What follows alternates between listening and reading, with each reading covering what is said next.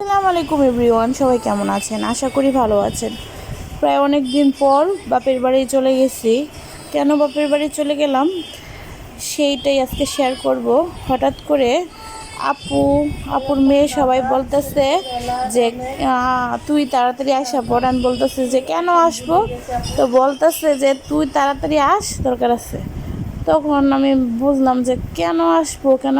তারপর আমি বুঝেছি একটা জিনিসের জন্য, মানে ওই দিন যে কাইকের টেকের হাট থেকে কচু শাক তুলছি, ওগুলা আম্মু ফ্রিজে রেখে দিছে, রান্না করে নাই, মানে ভাপ দিয়ে রেখে দিছে, ওগুলো আমাকে খাওয়াবে। তা বাসায় আসার পর গাড়ি থেকে নেমেই দেখি আপু এখানে মরিচ হলুদ রোদ দিয়েছে।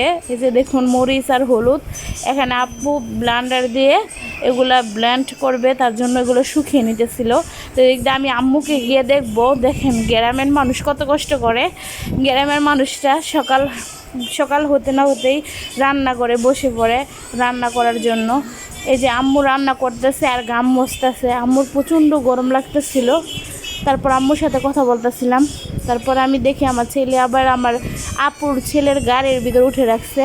তারপরে এই যে আম্মু আবার আমার ছেলেকে কোলে নিয়ে এই যে দেখুন একটু আধিক্যতা করতেছে, মানে বুঝে নেই তো, নানি মানেই তো দ্বিতীয় মা। তাহলে দেখুন এই যে দেখুন আমার আপু এখানে রান্না করতেছে আর আমার সাথে কথা বলতেছিল। আর এই যে নানি নাতিনটা একটু শ্যুট করে নিলাম, তাদেরকে ডাকতেছিলাম যে তোমরা কী করতেছো। আমার মা একটু মজা করতেছিল আমার ছেলের সাথে আর আমার সাথে। যাই হোক, আমার ছেলেকে বলতেছে ও ভাইয়া তুমি কি পুত দিছো। তারপরে এগুলো নিয়ে শয়তানি হইতেছিল, মানে মজা করতেছিল। তারপরে যে আমার ছেলেকে কোলে নিয়ে আমার ছেলেকে মানে অনেক আদর করতেছিল। প্রায় অনেক দিন পরে আমার ছেলেকে সামনে পাইছে, তো তার জন্য। তারপরে এদিক দিয়ে আমার আপু যে দেখুন রান্না করতেছিল, আর প্রচণ্ড গরম ছিল, জানেনই তো আজকে অনেক প্রচুর গরম ছিল। এই যে দেখুন আমার আপু আবার রান্না করছিল আর আমি ভিডিও করছিলাম। তারপর রান্নাবান্না শেষ করার পরে আমরা খেতে বসে গেলাম। এখানে আপু ছেলেকে নিয়ে বসে আছে, মোবাইল টিপতেছে। দিক দিয়ে আব্বু আমার সাথে বসে আছে। আব্বু আর আমি একসাথে বসছি আর আমার ছেলে। তা আমি বলতেছি বাবা তুমি একটু এদিকে আসো, ভাত খাই আমরা একসাথে। তো এই যে দেখুন আম্মু সবাইকে ভাত বেড়ে দেব।